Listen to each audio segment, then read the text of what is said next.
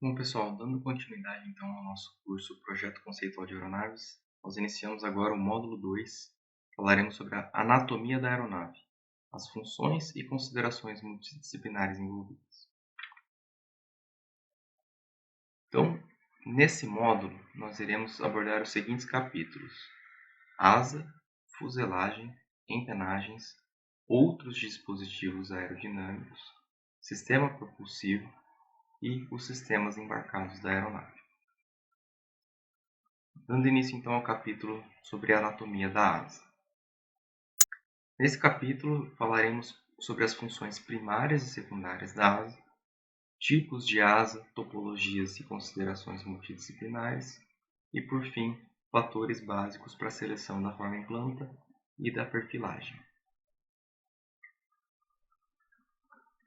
A asa possui então uma série de funções primárias e secundárias, sendo sua função primária gerar sustentação requerida para o voo, seja ele reto nivelado ou para a realização de algum tipo de manobra, mas a asa também serve para suportar cargas, então é uma finalidade estrutural.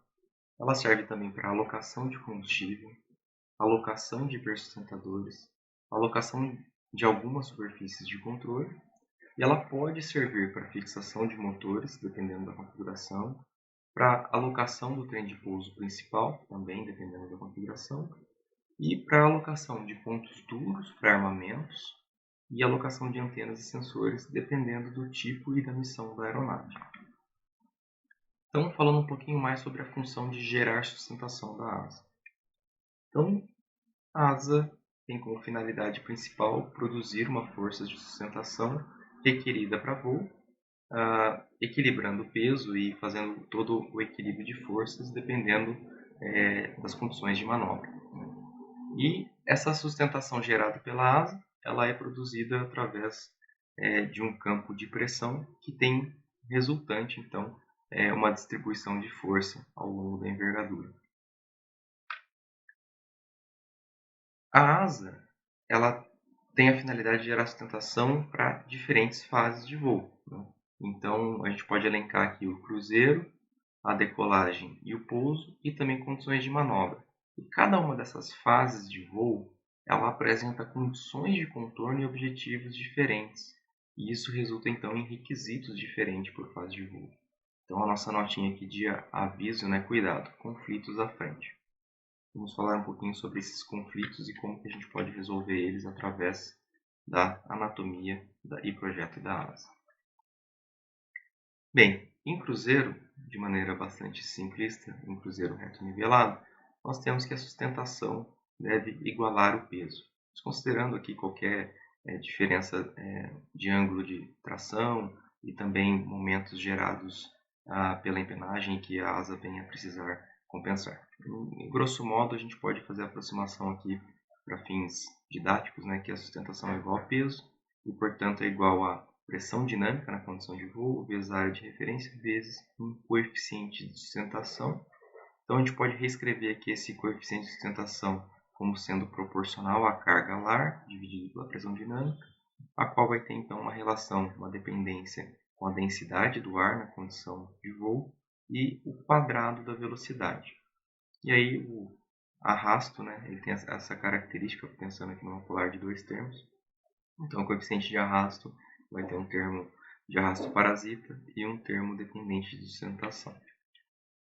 Então, dessa relação aqui, como que é o CL requerido de voo em função da velocidade, aqui em termos de calibrado, para uma dada carga lar fixa. Então, o CL ele tem esse comportamento aqui, ou seja, para uma dada carga lar, uma dada altitude de voo, a gente vai ter um CL cada vez menor para velocidades maiores, né? E o que isso implica em termos de eficiência aerodinâmica, né? Falando do L sobre D. Então, o L sobre D ele tem esse comportamento aqui, onde ele atinge um valor máximo, um L sobre D máximo, para um determinado CL. E depois ele decai. E em condições de voo, tipicamente, a região de CL e L sobre D de voo de cruzeiro, ela ocorre nessa região aqui. Vamos ver o porquê. Esse gráfico do Nicolai, ele ilustra então algumas propriedades, como que elas se comportam em função da velocidade aqui caracterizada em termos de número de Mach. Então nós temos aqui o comportamento da força de arrasto, da eficiência aerodinâmica, o L sobre D. A gente também tem aqui um outro termo, que é a eficiência aerodinâmica multiplicada pelo inverso do consumo específico do motor, então essa curva aqui. E a gente tem uma outra grandeza aqui, que é a eficiência aerodinâmica multiplicada pela velocidade verdadeira e dividida pelo consumo específico do motor, que é essa curva aqui. Essas grandezas, elas ajudam a gente entender por que a aeronave voa em CLs um pouco menores do que aquele que leva à máxima eficiência aerodinâmica, e a gente não voa na máxima eficiência aerodinâmica, não voa nesse ponto aqui. Por quê? Esse termo aqui, dessa curva de velocidade sobre consumo específico do motor vezes a eficiência aerodinâmica, ele está diretamente relacionado com uma grandeza de desempenho chamada alcance específico, que caracteriza qual a distância percorrida para cada unidade de consumo de combustível, né? Então, para cruzeiro, o máximo dessa grandeza aqui, ele ocorre para velocidades maiores do que aquela onde a eficiência aerodinâmica máxima ocorre, e portanto para CLs menores, né? Notem que ao caminhar para velocidades maiores, a gente está indo para CLs menores. Então, para maximizar a quantidade de distância que a gente percorre para cada unidade de consumo de combustível, a gente deve maximizar essa curva aqui. E essa outra grandeza aqui, ela está ligada com o endurance, com a autonomia da aeronave, e portanto ela está relacionada à velocidade de espera ou loiter, né? Além disso, também existe um aspecto prático que pode limitar a gente voar mais próximo da região de máxima eficiência aerodinâmica, que é justamente a questão da carga alar. Então, essencialmente, para uma mesma velocidade de voo requerida, né? Uma velocidade desejada de cruzeiro e um nível de voo, para a gente voar em CLs mais altos, a gente precisaria, então, aumentar a carga alar, ou seja, reduzir a área de asa.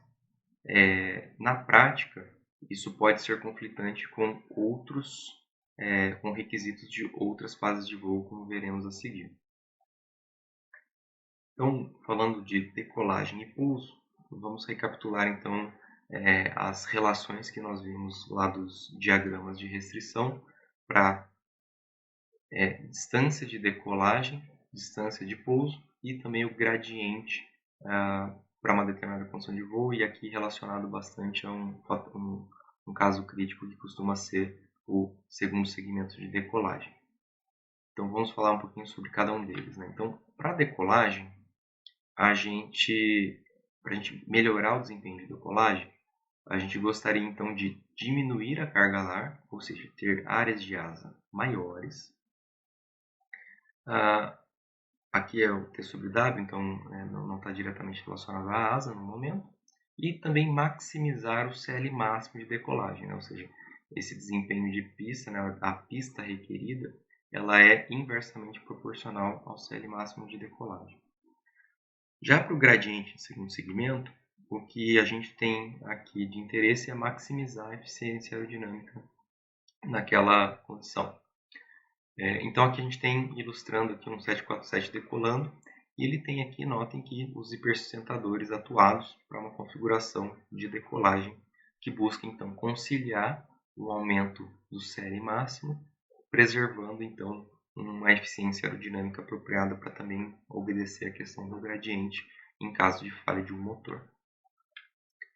Já para o pouso, a relação ela é direta com a carga alar, então novamente gostaríamos de ter áreas de asa grandes para essa condição de voo e de novo um CL máximo grande, porque a distância de pouso requerida é inversamente proporcional a esse CL máximo, né?